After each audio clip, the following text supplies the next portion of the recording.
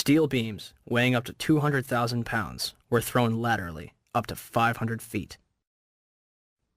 A cross-section from the World Trade Center weighing approximately 300 tons was embedded in the southeastern corner of the American Express building. This piece would have had to travel at least 390 feet, maintaining enough kinetic energy to embed itself in the corner of the building. What we should have seen in the debris pile was a pyramidal shape. If it had been a gravity-driven collapse, we would have seen a roughly pyramidal shape or a conic shape. What we actually did see was a massive ejection of dust and debris and large sections of steel from well away from the towers, tens of metres away from the towers.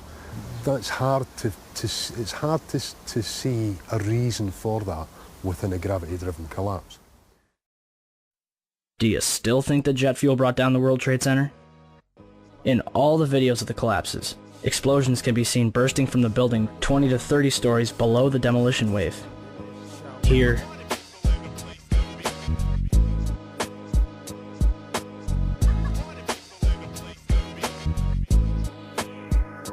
here,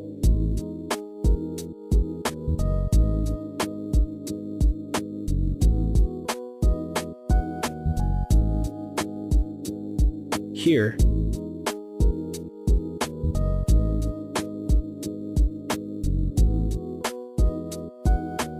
here,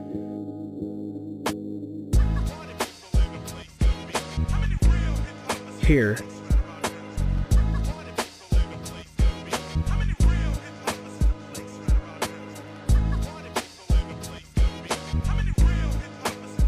and here. Etienne Sauret was filming her documentary, World Trade Center, the first 24 hours, and caught both collapses on tape. Watch carefully.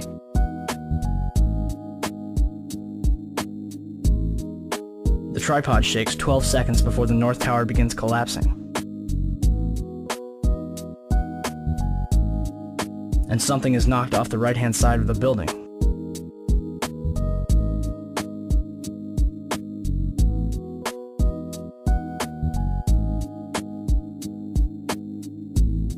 You're probably asking, if there were bombs in the building, how would they get in there without anyone noticing? Ben Fountain, a financial analyst who worked in the World Trade Center, told People magazine that in the weeks before 9/11, there were a number of unannounced and unusual drills where sections of both the Twin Towers and Building 7 were evacuated for security reasons. Daria Cord, a guard in the North Tower, told Newsday that security detail was working 12-hour shifts for 2 weeks before 9/11, but on Thursday the 6th, bomb-sniffing dogs were abruptly removed from the building. So who authorized all this? President Bush's brother, Marvin, was board of directors at Securicom from 1993 until fiscal year 2000. Securicom, now known as Stratesec, is an electronic security company backed by Kuwait American Corporation, which provided security for United Airlines, Dulles International Airport, and from the early 1990s up to the day of 9/11, the World Trade Center. Marvin is also the former director at HCC Insurance Holdings, which insured parts of the World Trade Center on 9/11. More information on this was supposed to be disclosed and never was. To date, the SEC has not revealed what they have learned. If only we could examine the debris from the World Trade Center and figure out what happened. Unfortunately, Mayor Giuliani began shipping the remains off to recycling yards overseas before investigators could even examine it. Not even FEMA was allowed into Ground Zero. Essentially, they blocked off a crime scene and destroyed all the evidence.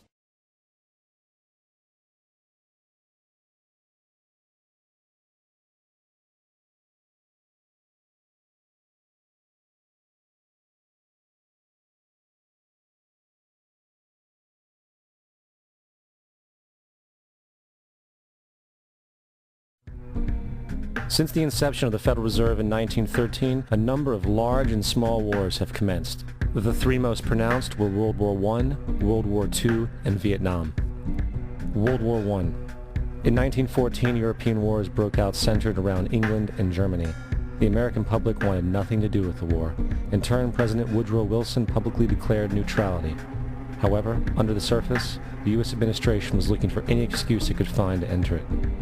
In a noted observation by Secretary of State William Jennings, The large banking interests were deeply interested in the World War because of the wide opportunities for large profits. It's important to understand that the most lucrative thing that can happen for the international bankers is war, for it forces the country to borrow even more money from the Federal Reserve Bank at interest. Woodrow Wilson's top advisor and mentor was Colonel Edward House, a man with intimate connections with the international bankers who wanted in the war. In a documented conversation between Colonel House, Wilson's advisor, and Sir Edward Grey, the Foreign Secretary of England, regarding how to get America into the war, Grey inquired, "What will Americans do if Germans sink an ocean liner with American passengers on board?" House responded, "I believe that a flame of indignation would sweep the United States, and that by itself would be sufficient to carry us into war." So, on May 7, 1915, on essentially the suggestion of Sir Edward Grey, a ship called the Lusitania was deliberately sent into German-controlled waters where German military vessels were known to be. And, as expected, German U-boats torpedoed the ship, exploding stored ammunition, killing 1,200 people. To further understand the deliberate nature of this setup, the German embassy actually put advertisements in the New York Times telling people that if they boarded the Lusitania, they did so at their own risk, as such a ship sailing from America to England through the war zone would be liable to destruction. In turn, and as anticipated, the sinking of the Lusitania caused a wave of anger among the American population, and America entered the war a short time after. The First World War caused 323,000 American deaths. J.D. Rockefeller made $200 million off of it. Not to mention the war cost about $30 billion for America, most of which was borrowed from the Federal Reserve Bank at interest, furthering the profits of the international bankers. World War II. On December 7, 1941, Japan attacked the American fleet at Pearl Harbor, triggering our entry into that war. President Franklin D. Roosevelt declared the attack was a day that will live in infamy. A day of infamy indeed, but not because of the alleged surprise attack on Pearl Harbor. After 60 years of surfacing information, it is clear that not only was the attack on Pearl Harbor known weeks in advance, it was outright wanted and provoked.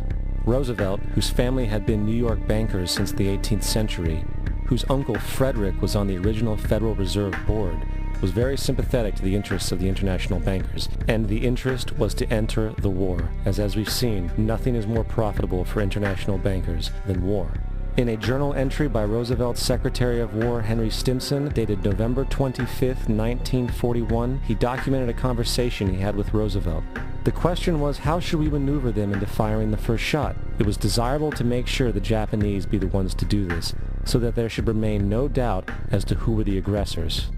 In the months leading up to the attack on Pearl Harbor, Roosevelt had done almost everything in his power to anger the Japanese, showing a posture of aggression. He halted all of Japan's imports of American petroleum. He froze all the Japanese assets in the United States. He made public loans to nationalist China and supplied military aid to the British, both enemies of Japan in the war, which, by the way, is completely in violation of international war rules.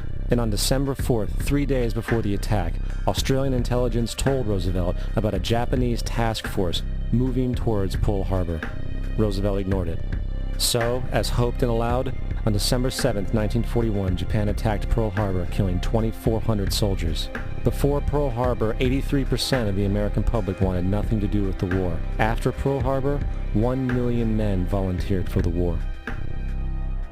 It is important to note, Nazi Germany's war effort was largely supported by two organizations, one of which was called IG Farben. IG Farben produced 84% of Germany's explosives, and even the Zyklon B used in the concentration camps to kill millions. One of the unspoken partners of IG Farben was J.D. Rockefeller's Standard Oil Company in America. In fact, the German Air Force could not operate without a special additive patented by Rockefeller's Standard Oil. The drastic bombing of London by Nazi Germany, for example, was made possible by a $20 million sale of fuel to IG Farben by the Rockefeller Standard Oil Company. This is just one small point on the topic of how American business funded both sides of World War II. One other treasonous organization worth mentioning is the Union Banking Corporation of New York City. Not only did it finance numerous aspects of Hitler's rise to power, along with actual materials during the war, it was also a Nazi money laundering bank, which was eventually exposed for having millions of dollars of Nazi money in its vaults. The Union Banking Corporation of New York was eventually seized for violations of the Trading with the Enemy Act. Guess who the director and vice president of the Union Bank was? Prescott Bush, our current president's grandfather, and of course our former president's father. Keep that in mind when considering the moral and political dispositions of the Bush family. Vietnam.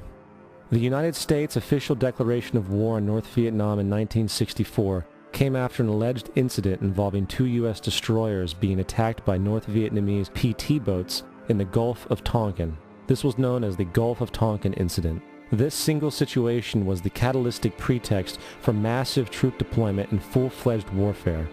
One problem, however, the attack on the U.S. destroyers by Vietnamese PT boats never happened. It was a completely staged event to have an excuse to enter the war.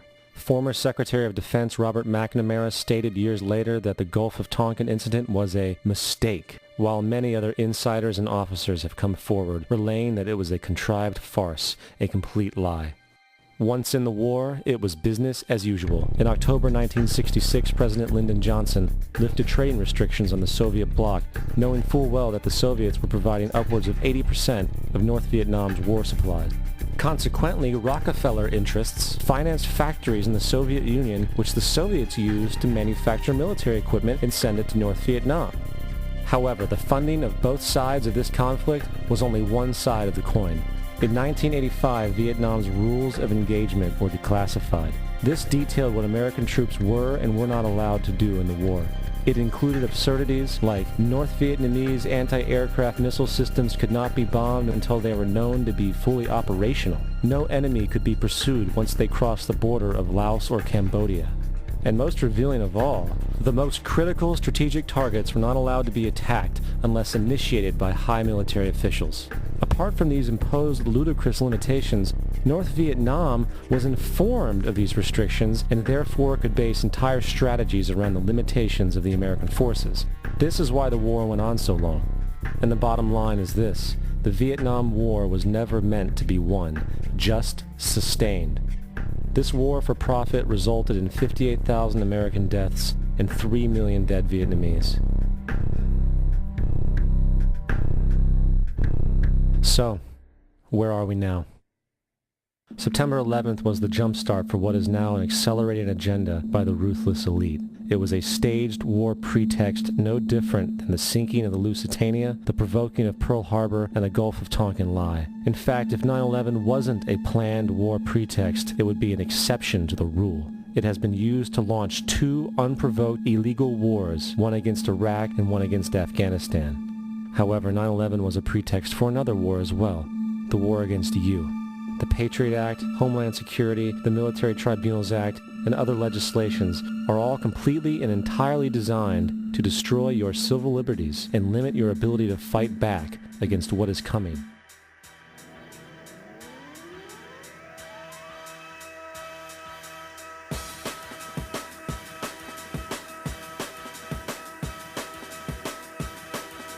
September 11th, September 11th, September 11th, September 11th, September 11th, September 11th, September 11th, September 11th, September 11th, September 11th, September 11th, September 11th.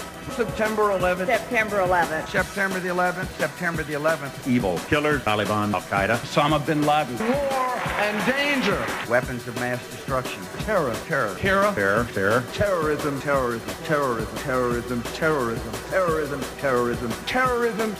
Terrorism. Terrorism. Terrorism. Terrorism. Global terrorism. Global terrorism. World terrorism. Global terrorism. Global terrorism. Global terrorism. Global terrorism. The terrorists. Terrorists. Terrorists. Terrorists. Terrorists. Terrorists. Terrorists. Terrorists. Terrorists. Terrorists. Terrorists. Terrorists. Terrorists. Terrorists. Terrorists. Terrorists. Terrorists. The evil terrorists.